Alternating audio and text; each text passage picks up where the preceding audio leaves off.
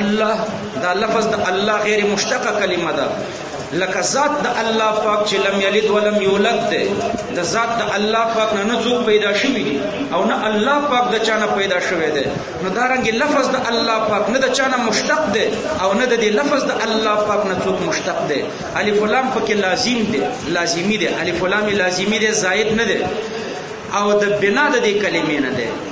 لازمی ده لدی وجنه خو یا پکې داخليږي یا الله کدا الف لام د تعریف د پاره کوي او زائد کوي نو د حرف ندا سره به اجتماع ناجایز شي یا الله به بیا ناجایز شي ځکه اجتماع د آلتینو د تعریف براشي او اجتماع د آلتینو د تعریف ناجایز ده نو یا الله به بیا ناجایزي لدی وجنه الله د چانه نه ده مشتق او د الف لام پکې زائد نه ده بلکې دا د بنا د دې کلمې نه ده نو دا مې په لفظ د الله کې درته اجمالی خبره وکړه په لفظ د الرحمن الرحیم کې به خبره وکړه دا اسانه خبره ګوره الرحمن الرحیم درې غلطي مشهوري خبرې درته پکې ذکر کوم چې تاسو اوریدلې دي خو غلطي اوله غلطي مشهوره خبره پکې دا ده الرحمن الرحیم تاسو داسې اوریدلې دي چې دا دواړه صيغې د صفت مشبہ دي او د مبالغه د پاره دي دواړه صيغې د صفت مشبہ دي او د چا د پاره دي د مبالغه د پاره دي دا غلطي مشهوره خبره ده دویمه خبر پکې تاسو دا اوریدلې ده چې دا الرحمن په دې کې زیادت د بنا ده د الرحیم په نسبت او زیادت د بنا دلالت کوي په زیادت د معنا باندې نو الرحمن کې مبالغه ده په نظر سره الرحیم دا دویمه غلطي مشهوره تاسو اوریدلې خو غلطه او دریم په دې خو شو کنه او دریمه خبره پکې تاسو دا اوریدلې ده چې الرحمن الرحیم دا د رحمنه جوړ شوی دی رحمه خو رحمه خو متعدده او د متعدینه صيغه د صفت مشبہ نه جوړیږي نو دا رحمه متعدی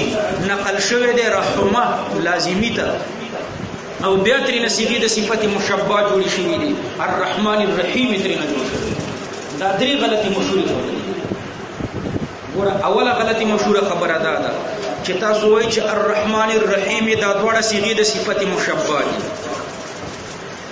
دا غلطه خبر ده او وجه د غلطی دا ده چې الرحمن الرحیم صيغه د صفت مشبہ شي نو صيغه د صفت مشبہ خو د لازمی فعل نه جوړیږي صيغه د صفت مشبہ د چا نه جوړیږي د لازمی فعل نه او دا رحمه چې کوم ده دا خو تاسو د رحمه نه جوړی کړی دي رحمه خو متعدی ده رحمه متعدی ده لازمی نه ده د دې رحمه نه رحمان او رحیم جوړ شوی نو رحمان او رحیم ته صيغه د صفت مشبہ وای او د رحمه نه دي جوړی کړی دي رحمه خو متعدی ده د متعدی نه خو صيغه د صفت مشبہ نه جوړیږي بلکې صيغه د صفت مشبہ د چا نه جوړیږي د لازمی نه لدی وجنا تسهیل د نحوی یو کتاب ده باغی کې لیکي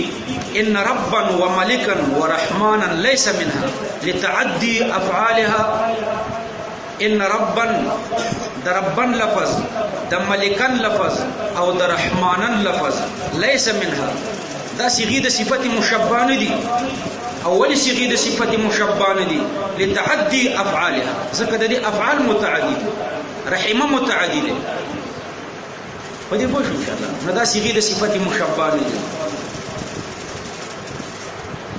دویمه غلطی مشهوره خبره ده چې دا رحمان او رحیم دا جوړی شوی د رحمه نه دي رحمه مکسور العين ده دا نقل شوی دی مضموم العين ته رحمه نقل شو رحمه ده دا غلطی مشهوره ده ځکه د صرف په کتابونو کې موږ داسې ویلي دي چې ان الفعل المفتوح العين والمكسور العين اذا قصد به التعجب يصرف الى مضموم العين یو فعل مکسور العين ده لك رحمه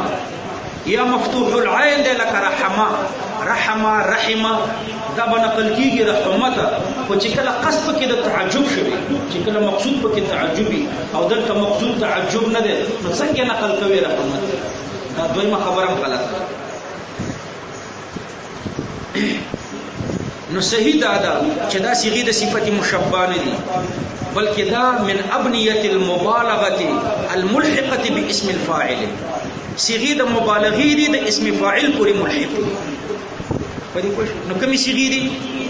د مبالغې صيغې دي او د اسم فاعل پورې ملحق دي د رحمانه جوړ شي دا دوه غلطي مشهوري خبرې دي او درېمه غلطي مشهوره خبره تاسو دا اورېدلې ده چې رحمان کې مبالغه ده په نظر سره رحیم ده بیضاوی کې دا تحقیق تاسو اورېدلې ده چې په رحمان کې مبالغه ده په نظر سره رحیم ده ځکه په رحمان کې زیادت د بنا ده او زیادت د بنا دلالت کوي په زیادت د معنا باندې نو الرحمن په دې کې مبالغه ده دا مبالغه یا په اعتبار د کیف سره ده او یا مبالغه په اعتبار د کم سره ده نو کوم مبالغه په اعتبار د کیف سره شي نو بیا به د الرحمن معنا دی چې الله پاک منعم دی د نعم عظیمه او د غټو غټو نعمتونو او د الرحیم معنا بدای چې الله پاک منعم دی د نعم حقیره او کوم مبالغه په اعتبار د کم سره شي نو بیا به د الرحمن معنا دی چې الله پاک منعم دی د نعم کثیره او د الرحیم معنا بدای چې الله پاک منعم دی د نعم قلیله نو د الرحمن دوه معناګانې شي کوم مبالغه په اعتبار د کیف سره شي نو څه معنا وي الله منعم دی د نعم عظیمه په دې خو شو نو د آخرت ټول نعمتونه عظیم دي هغه په الرحمن کې راغلي او د دنیا نعمتونه په دې کې تقسیم دي څه عظیم دي او څه حقیر دي نو د دنیا عظیم نعمتونه په الرحمن کې راغلي نو د آخرت ټول نعمتونه راغله په الرحمن کې او د دنیا عظیم نعمتونه راغله په الرحمن کې پاتې شو حقیر نعمتونه هغه په الرحیم کې راغله الرحیم تتمه د الرحمن شو او تتمه د شی مؤخره د شینه لدی وجنه الرحیم ورسته ذکر دا مورید ده او کوم مبالغه په اعتبار د کم سره شي نو بیا به معنا دی الرحمن الله پاک منعم دی د نعم کثیره صحیح شو ډیر نعمتونه دنیا کې دي که آخرت کې آخرت کې نه دنیا کې وجه دا ده چې کثرت د نعم په اعتبار د کثرت د منعم علیهم سره بچا چې نعمتونه کیږي دا چې څومره ډیر وي دومره نعمتونه دي صحیح منعم علیهم په دنیا کې ډیر ځکه منعم علیهم مسلمان هم دی کافر هم دی په دواړو په دنیا کې نعمتونه منعم علیهم په دنیا کې ډیر دي نو نعمتونه په دنیا کې ډیر په آخرت کې منعم علیهم کم دي ځکه منعم علیهم په آخرت کې یوازې مؤمنان دي نو نعمتونه په آخرت کې کم دي ځکه یوازې په مؤمنان خوش ان شاء الله دا کثرت او قلت په اعتبار د منعم علیهم سره چې په چا انعام دي نو الرحمن الله پاک منعم دی د نعم کثیره د الله نعمتونه ډیر په دنیا کې دي نو د دنیا ټول نعمتونه په الرحمن کې راغلي د آخرت نعمتونه پاتې شو نو هغه په الرحیم کې راغله بهر تقدیر دا تحقیقی بنظیر تاسو اوریدل دي چې الرحمن کې مبالغه ده لیکن محققین علما فرمایي چې دا خبره صحیح نه ده امام راغب رحمه الله فرمایلی ان فعیلا لمن كسر منه الفعل وفعلان لمن كسر منه وتكرر رحمان په وزن د فعلان ده او فعلان کې دوه شیان کثرت او تکرار او رحیم په وزن د فعیل ده او په فعیل کې یوازې کثرت کدا د امام راغب په وینا باندې لاړ شو نو دې ټیک د الرحمن کې مبالغه الرحمن په وزن د فعلان ده او وزن د فعلان په کوم ځای کې مستعمليږي په کوم ځای کې چې کثرت او تکرری او الرحیم په وزن د فعیل ده او فعیل په هغه ځای کې مستعمليږي چې په کوم ځای کې فقط کثرت نو د امام راغب د قول په بنا باندې په الرحمن کې مبالغه لیکن بعض علما فرمایي چې په الرحیم کې مبالغه ده د رحمان معنا دا ده د رحمان چې اذا سئل اعطى رحمان هغه ذات ته وایي چې تیتری نه وغواړي تا ته درکې او رحیم هغه ذات ته وایي اذا لم يسأل غضب چې کله تر نه ونه غواړي په قهر کېږي په غوسه کېږي نو دا د رحیم رحیم هغه ذات ته وایي چې اذا لم يسأل غضب چې وینه غواړي په غوسه کېږي او رحمان هغه ذات ته وایي چې تر نه وی غواړي درکې نو چا کې مبالغه شو رحیم کې مبالغه رحمان کې نشو رحمان خودی ته وی چې اذا سئل اعطى چې ترنوي غواړي درکې بعضي انسانان هم داسې دي چې یو څه ترنوي غواړي درکې او رحیم هغه ذات ته وی چې اذا لم يسأل غضب چې ترنني غواړي په قهر کېږي نو په دې کې ګوره مبالغه چې الله نه غواړي خفت انسانان او مخلوقاتو کې داسې څوک نشته چې ترنني غواړي نو راجح دا ده چې دیو بنا په یو قول باندې په الرحمن کې مبالغه ده ذکر رحمان د فعلان وزن ده لمن کسر وتکرر او رحیم د فعیل وزن ده هغه چاته مستعمليږي چې لمن کسر منه الفعل او بعض علما فرمایي چې رحمان د دې په نظر سره د دې په نسبت سره په الرحیم کې مبالغه ده ذکر رحیم هغه ذات ته وایي چې اذا لم يسأل غضب چې کله ترې نه څنګه غواړي غوسه کېږي او رحمان هغه ذات ته وایي چې اذا سئل اعطى چې ترې نه وی غواړي نو درته درکوي د رحمان او د رحیم په مابین کې یو بل فرق هم شته الرحمن دا د الله اسم دی غیر الله ته استعمال ناجایز دی او د الرحیم استعمال غیر الله ته جایز دی الرحمن لکه د الله د لفظ په شان غیر الله ته مستعمل اول ناجایز دی او د الرحیم مستعمل اول غیر الله ته جایز دی رسول الله صلی الله علیه وسلم ته الله پاک د رحیم لفظ مستعمل کړی دی وبالمؤمنین رؤوف الرحیم داسې هغه د سورۃ التوبه په اخر کې چې راځي عزیز علیکم حریص علیکم بالمؤمنین دا سه لفظ ورته مستعملي ما په قران سره نه دی خپل د رحیم لفظ د سورۃ براءت په اخر کې مستعمل شوی رسول الله صلی الله علیه وسلم او د الرحمن لفظ چې غیر الله ته مستعمل کتا سو اعتراض وکړي چې رحمان بابا بیا ولې ځان ته د الرحمن د رحمان لفظ مستعمل اشعارو کې ځان ته رحمان ویل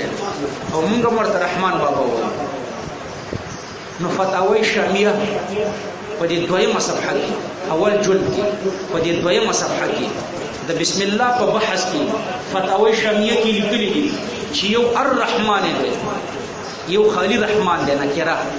د الله پاک پوری چې خاص دی الرحمن د معرفه ور پوری خاص دی الرحمن او د دې رحمان نکری اطلاق په غیر الله باندې جایز دی نو د رحمان بابا د پر توجیه جوړه ده رحمان بابا دا نکره ده نکره لفظ دی رحمان او د الله پاک پوری چې خاص دی څه شي خاص دی الرحمن د معرفه د الله پاک پوری خاص دی حواله ذکر فتاوی شامیه دی دویمه صفحه کې خدای بسم الله بحث درته ختمومه دا د بسم الله الرحمن الرحیم تحقیق شو د دې نه وروسته د دې مجموعي خبره درته کوم قران کریم د دې ابتدا په بسم الله ولې وشو د دې وجه دا ده چې انها اجمال ما بعدها بسم الله الرحمن الرحیم دا د ټول قران د پر اجمال دی علما فرمایي د ټول قران مضامین هغه په الحمدلله کې او الحمدلله ټول په بسم الله کې بسم الله الرحمن الرحیم دا اجمال دی د ټول قران د پاره لدی وجنه قران کریم مصدر شو په بسم الله الرحمن الرحیم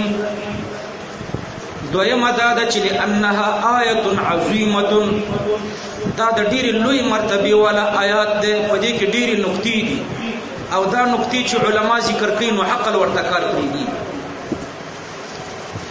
ګوره بسم الله الرحمن الرحیم ابتداء په شفوی ده او انتهای په شفوی ده دا یو نقطه د بلاغت بسم الله ابتداء په با ده دا شفوی ده انتهای په با ده میم باندې شوی ده دا شفوی ده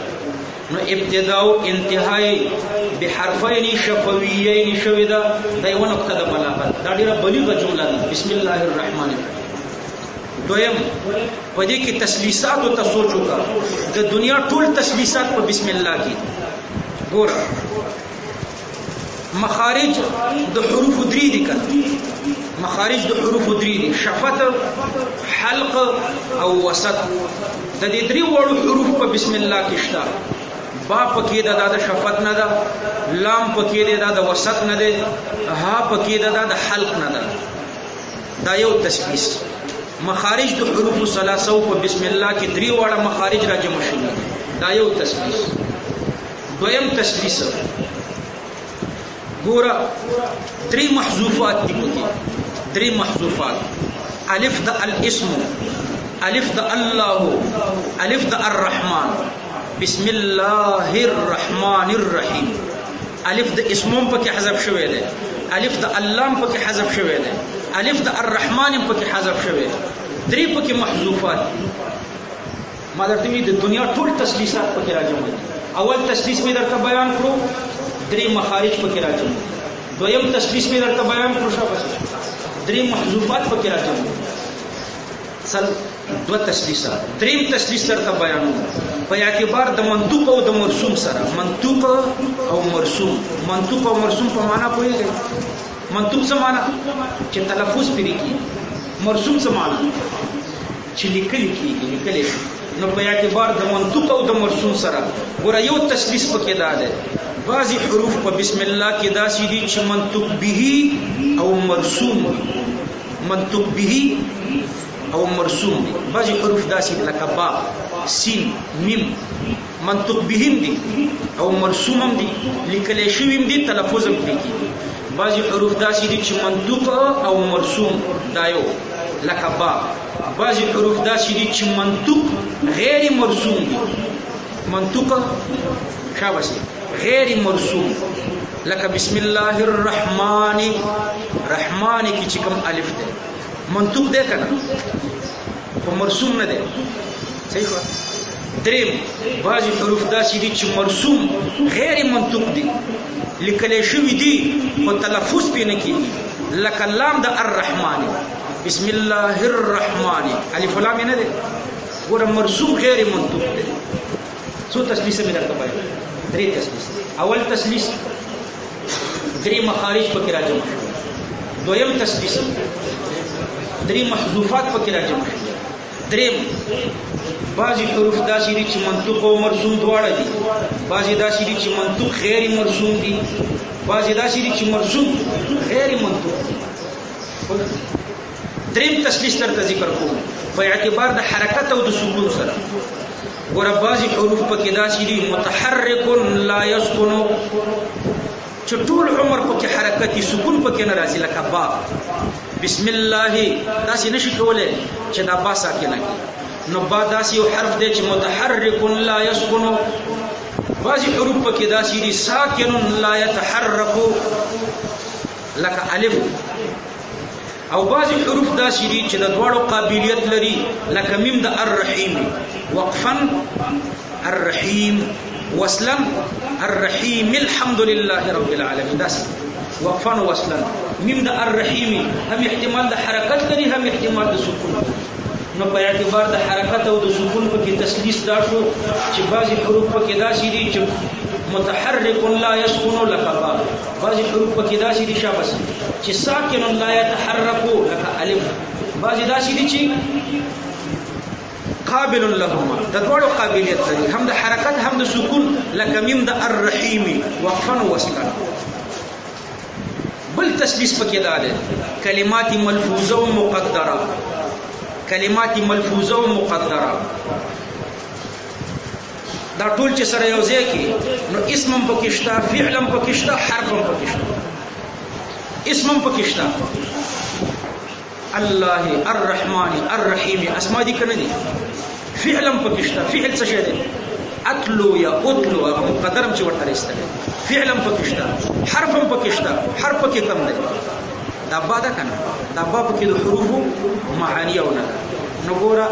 د کلمې درې وړه اقسام پکې راجمع شوي دي. بل تسلیث د کلمې درې وړه اقسام. بل تسلیث پکې دا ده انواع د جر. جر ګوره په درې قسمه ده. جر بحرف، جر باضافه، جر بتبعیه. جر په درې قسمه ده.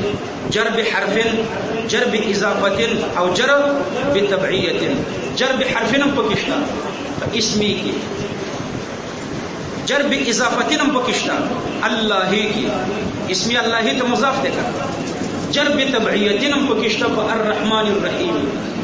نو درې وړه انواع د جر پکې راغلي دي. جر بحرف، جر باضافه او جر بتبعیه. دا بل تسلیث. بل تسلیث درې اسماء الحسنا پکې راغلي دي. الله الرحمن الرحیم. درې اسماء الحسنا پکې راغلي. بل تسلیث په اعتبار د عاملیت او غیر معمولیت. عاملیت او غیر معمولیت. ګوره بعضی اسماء پکې داسې دي چې عاملة فقط، بعضی اسماء پکې داسې دي چې معمولة فقط، بعضی پکې داسې دي چې عاملة و معمولة. اسماء بعضی کلمات پکې داسې دي چې عاملة فقط عامل دي، لکه اتلو فقط عامل دي، معمول نه دي. بعضی پکې داسې دي چې معمولة فقط معمول دي، عامل نه دي، لکه اسم فقط معمول دي، په بل چا کې عمل نه دی کړی. او بعضی پکې داسې دي چې هم عامل دي هم معمول دي، لکه با حرف جر دی، د ما قبل لپاره معمول دی او د ما بعد لپاره عامل دی. نو په اعتبار د عاملیت او د غیر معمولیت بعضی کلمات پکې عاملة فقط دي، بعضی پکې معمولة فقط دي، او بعضی پکې عاملة و معمولة دواړه دي. بیا په دې هر یو ثلاثي کې د دنیا اسرار دي. دا څو ثلاثیات درته ما ذکر کړل. په هر یو ثلاثي کې اسرار دي، بیا عجایبات دي. نو ګوره ما درته ویلي چې د قرآن تصدیق په بسم الله باندې ولې کړی دی. اول دلیل مې درته دا ذکر کړو چې دا اجمال ما بعدها د ټول قرآن دپاره اجمال دی، ځکه د ټول قرآن خلاصه په بسم الله کې ده، او د بسم الله د ټول قرآن خلاصه په الحمدلله کې ده، او د الحمدلله خلاصه په بسم الله کې ده. او دویم دا چې لأنها آیة عظیمه، دا ډېر عظیم شان آیات دی، د بلاغت نه ډک آیات دی. څومره ثلاثیات ما درته ذکر کړل. په دې هر ثلاثي کې بیا محققین علما د دنیا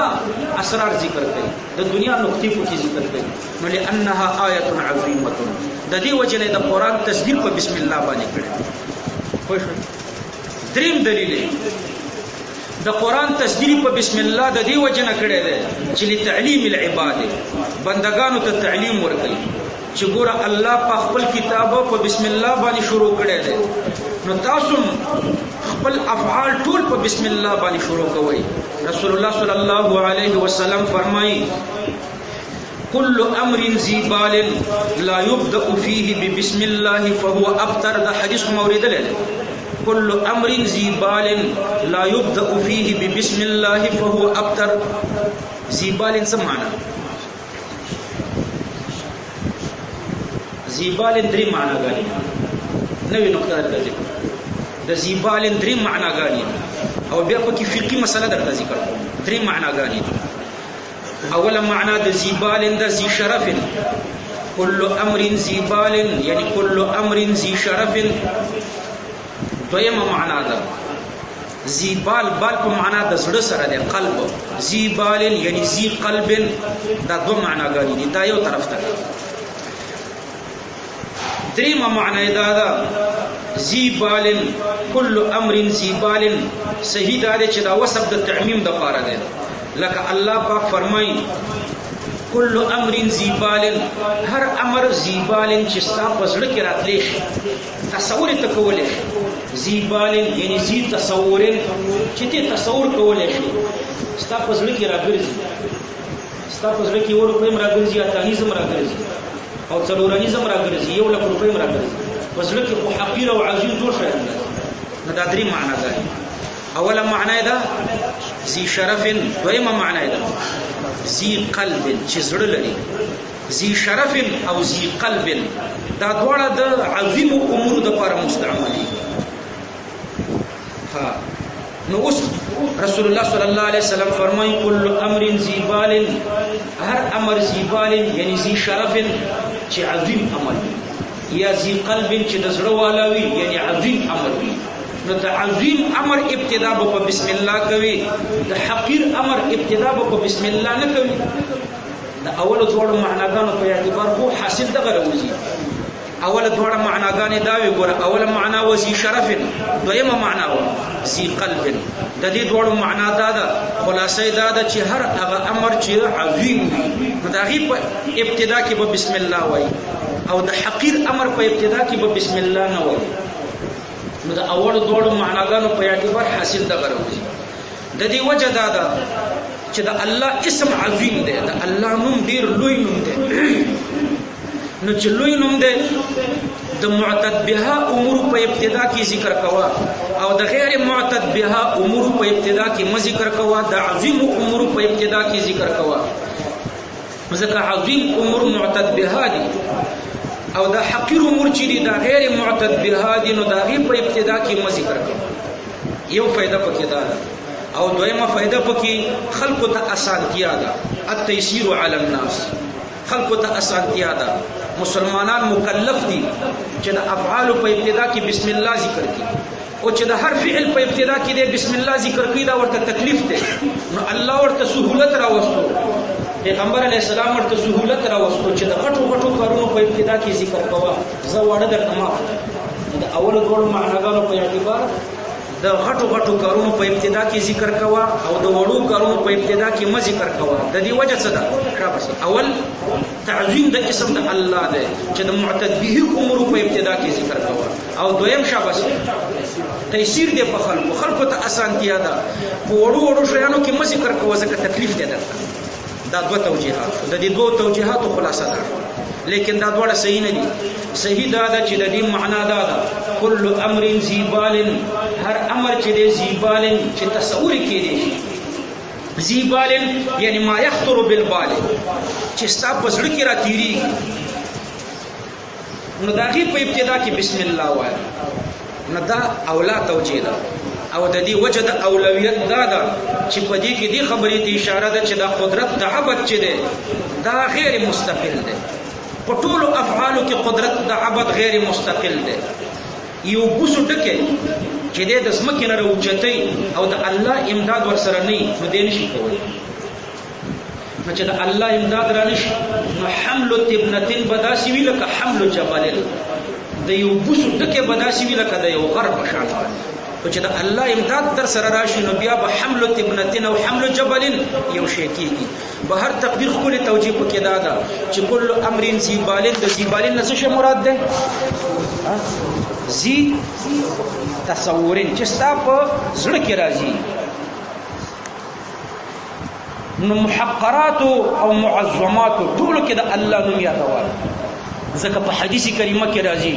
رسول الله صلی الله علیه وسلم فرمایي ليسأل احدكم ربه حاجته كلها حتى شسع نعله د خپل رب نه خپل ټول ضرورت غواړه تر دې چې د دې څپلې او د دې پڼې قسمم د الله نه غواړه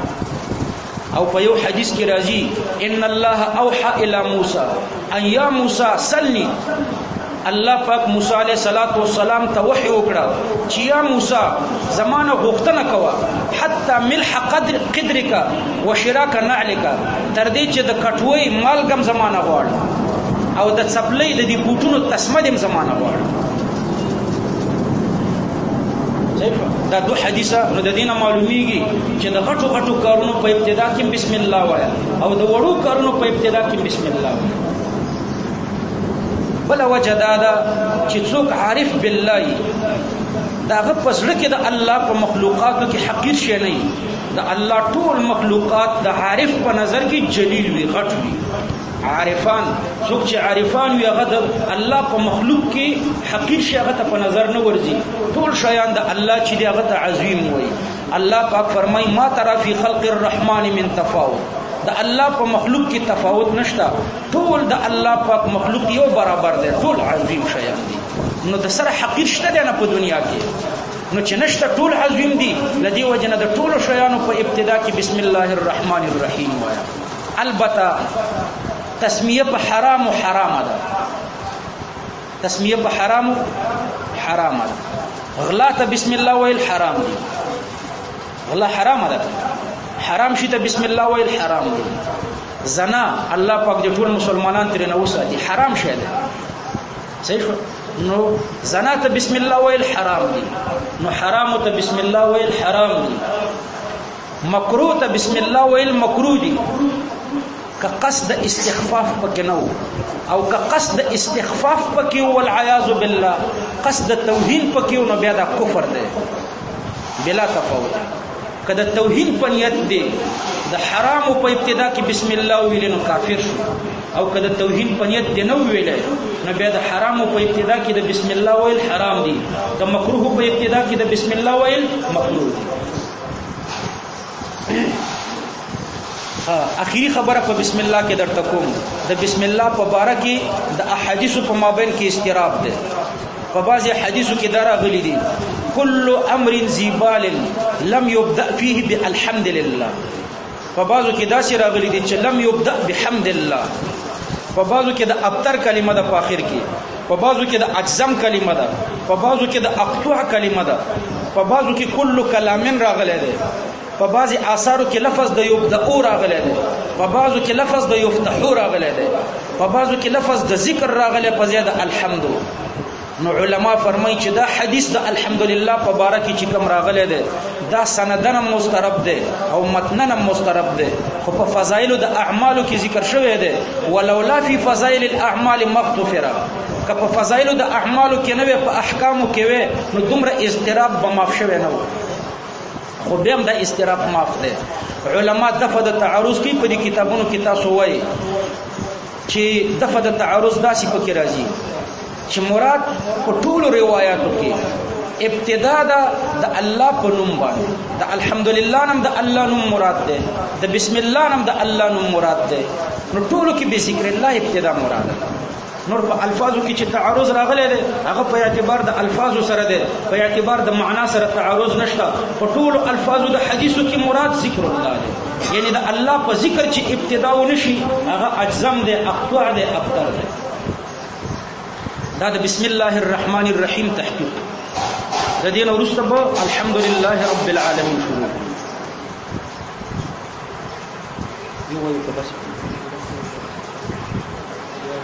دې ته ورخطا نشي چې تاسو وایئ چې دا به تر اخره هم داسې سخت وي اسانېږي ښه دا ابتدا ده نو ابتدا کې داسې وي لږ لږ وي اوس د پنجشنبې ورځ هم د دوه به وکړو سبا ته به د الحمدلله رب العالمین دې جمعه کې چوټي به نورو جمعو کې به بیا ګورو سبا ورځ سبحان ربك رب العزة عما يصفون وسلام على المرسلين والحمد لله رب العالمين. یا الله پاک زموږ د ناسته د خپل رضا لپاره وګرځوه. یا الله پاک دا سبقونه ډېر شه ما ته په خپله مې دي یاد ما دلته لیکلي دي د ځان نو الله پاک دا زموږ د عقل او د علم نه ډېر لوړ دي. یا الله پاک موږ ته په دې باندې علم راکړي. الله پاک موږ ته زده کړي. الله د علم موانع د ټولو طالبانو راکړي چې څومره مشکلات او بیماریانې د دې حاضر مجلس کې یا په نورو مدرسو کې چې څومره طالبانو درسونه کوي خدای د ټولو موانع راکړي او ټولو ته د خپلې مقتضا نه هزار چند زیات علوم ورکوي. الله زموږ د ټولو مشکلات ختم کړي. د دنیا او د آخرت د رسوایۍ نه الله پاک موږ وساتي. ان شاء الله